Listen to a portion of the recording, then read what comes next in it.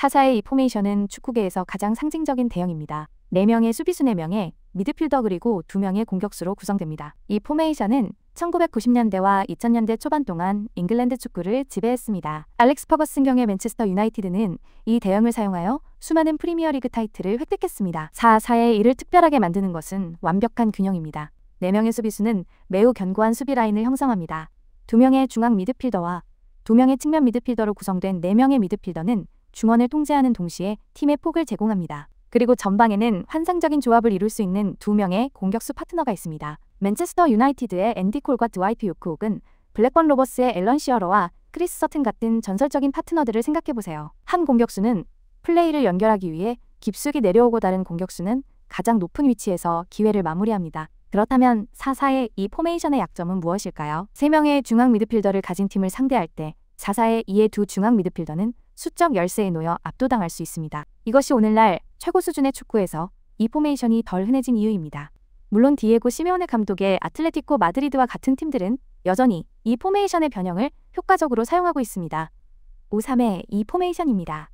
팀이 수비에 더 많은 안정성이 필요할 때 종종 5-3의 이 대형으로 전환합니다. 5명의 수비수 3명의 미드필더 그리고 2명의 공격수로 이루어집니다.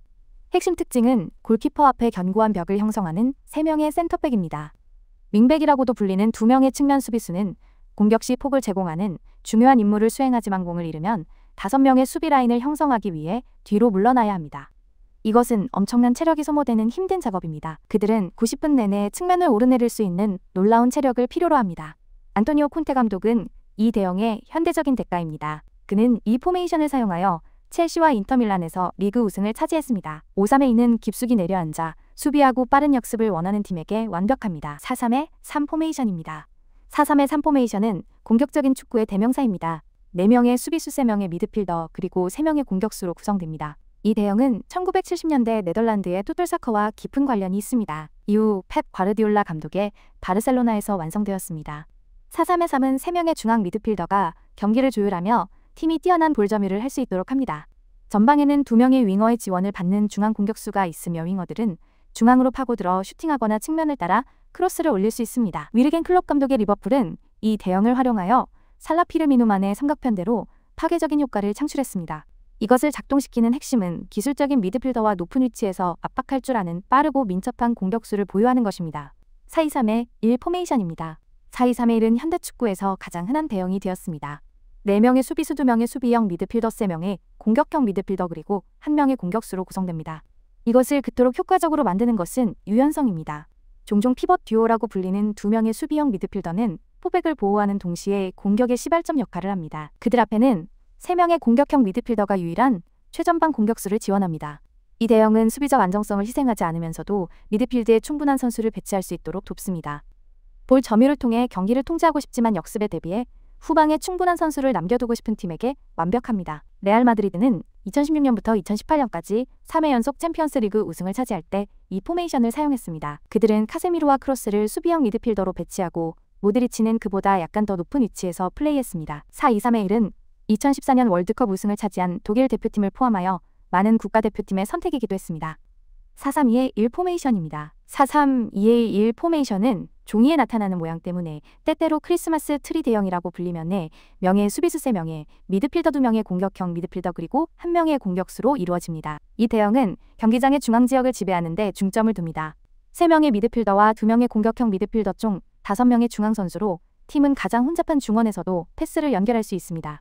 카를로 안첼로티 감독은 AC 밀란에서의 첫 임기 동안 이 포메이션을 사용하여 카카와 루이 코스타를 공격수 뒤에 공격형 미드필더로 기용했습니다. 단점은 무엇일까요? 측면 공격이 부족할 수 있습니다. 그렇기 때문에 측면 수비수들은 크로스를 올리기 위해 높이 올라가야 합니다. 3-4의 3 포메이션입니다. 3-4의 3 포메이션은 최근 몇 년 동안 강하게 부활했습니다. 3명의 수비수 4명의 미드필더 그리고 3명의 공격수로 구성됩니다. 이것은 공격적인 대형으로 팀이 수비 구조를 유지하면서도 라인을 높게 끌어올릴 수 있도록 합니다. 첼시는 2016-2017 시즌 안토니오 콘테 감독 아래에서 이 대형으로 프리미어리그 우승을 차지했습니다. 주요 혁신은 원래 측면 수비수였던 세자르 아스필리쿠에타를 새 센터백 중 1명으로 사용한 것이었습니다. 이것은 그들에게 후방에서 더 나은 볼 배급 능력을 제공했습니다. 3-4-3은 수비 시 양쪽 윙어들이 새 센터백과 나란히 후퇴하면서 5-4-1로 변형될 수 있습니다. 이러한 유연성은 상대팀이 뚫고 들어가기 매우 어렵게 만듭니다. 3-5-2 포메이션입니다. 3-5-2 포메이션은 5-3-2와 비슷하지만 더 공격적인 마인드를 가지고 있습니다.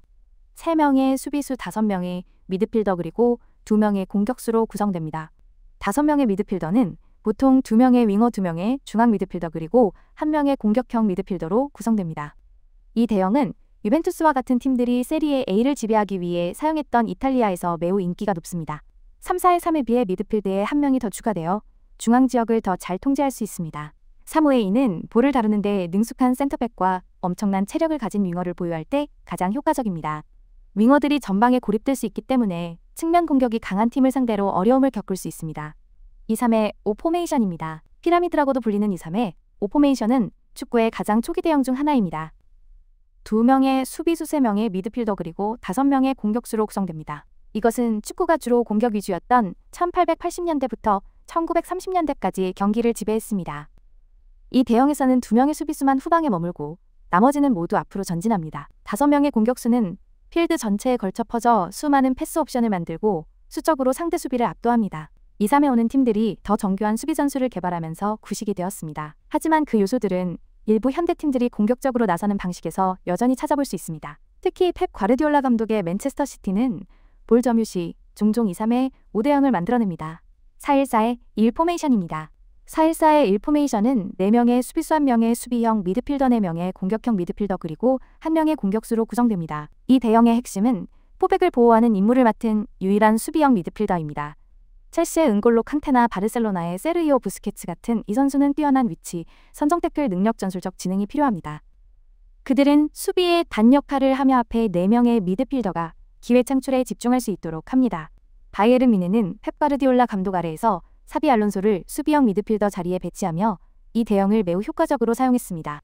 이 포메이션은 공격진의 창의성을 허용하면서도 뛰어난 수비 커버를 제공합니다. 4-4-1-1 포메이션입니다. 4-4-1-1은 두 공격수 중 1명이 10번 역할로 깊숙이 내려와 플레이하는 4-4-2의 변형입니다. 4명의 수비수 4명의 미드필더 1명의 공격형, 미드필더 그리고 1명의 공격수로 이루어집니다. 이 대형은 섀도우 스트라이커를 통해 미드필드와 공격 라인 사이의 연결을 만듭니다. 이 섀도우 스트라이커는 돌아서서 메인 공격수나 측면 미드필더에게 공을 배급할 수 있습니다. 웨인 루니는 맨체스터 유나이티드에서 종종 리트 판 니스텔로이의 뒤에서 이 역할을 수행했습니다. 4-4-1-1은 전통적인 4-4-2보다 더 나은 중원 통제력을 제공하면서도 견고함을 유지합니다. 특히 1명의 수비형 미드필더만 사용하는 팀을 상대할 때 효과적인 대셔도 스트라이커가 그들 뒤의 공간을 활용할 수 있기 때문입니다. 현대 축구는 엄격한 대형을 넘어섰습니다. 오늘날의 감독들은 팀이 공을 소유했는지 여부에 따라 형태를 바꾸는 하이브리드 시스템을 사용합니다. 펩 과르디올라 감독의 맨체스터 시티는 서류상으로는 4-3-3으로 시작할 수 있습니다. 하지만 경기 중에는 측면 수비수 중 1명이 종종 중앙으로 이동하여 볼 소유 시 3-2-5 블록을 형성합니다. 이것은 경기장의 핵심 영역에서 그들에게 수적 우위를 제공합니다. 다음은 가짜 9번, 폴스 9 개념입니다. 이것은 전방에 고정되어 있기보다는 미드필드 라인으로 깊숙이 내려오는 공격수입니다. 리오넬 메시는 과르디올라 감독 시절 바르셀로나에서 이 역할을 완벽하게 수행했습니다. 그는 수비수들에게 혼란을 야기하는 데 수비수들은 그를 따라 중앙으로 가야 할지 아니면 제자리를 지켜야 할지 모릅니다. 또 다른 혁신은 중앙으로 파고드는 풀백 즉 인버티드 윙백입니다. 이것은 측면을 따라 움직이는 대신 미드필드 중앙으로 이동하는 풀백입니다. 펩 과르디올라 감독은 바이에른 뮌헨의 필립 람이나 맨체스터 시티의 주앙 칸셀로와 같은 선수들에게 이 전술을 사용했습니다. 축구에서 완벽한 포메이션은 없습니다. 모든 전술은 강점과 약점을 가지고 있으며 최고의 감독들은 선수들의 강점과 상대팀에 따라 전술을 조정합니다. 주제 무리뉴 감독은 수비 지향적인 4-3-3 포메이션으로 인터 밀란과 함께 챔피언스리그에서 우승했습니다. 펩 과르디올라 감독은 점유율 기반의 4-3-3 포메이션으로 바르셀로나에서 지배력을 발휘했습니다. 두 감독 모두 완전히 다른 방식으로 같은 포메이션을 사용했음에도 불구하고 성공했습니다. 가장 중요한 것은 포메이션 그 자체가 아니라 선수들이 그 안에서 자신의 역할을 얼마나 잘 이해하는가입니다. 최고의 팀들은 한 경기 내에서 여러 포메이션 사이를 유연하게 전환하여 예측하기 어렵고 패배시키기 어려운 팀이 됩니다. 여러분은 어떤 포메이션이 가장 어렵거나 가장 쉽다고 생각하십니까? 아래 댓글로 알려주세요. 축구 전술에 대해 더 알고 싶으시다 면 채널을 구독하시고 더 흥미로운 해설 영상을 시청하세요. 시청해주셔서 감사드리며 다음 영상에서 뵙겠습니다.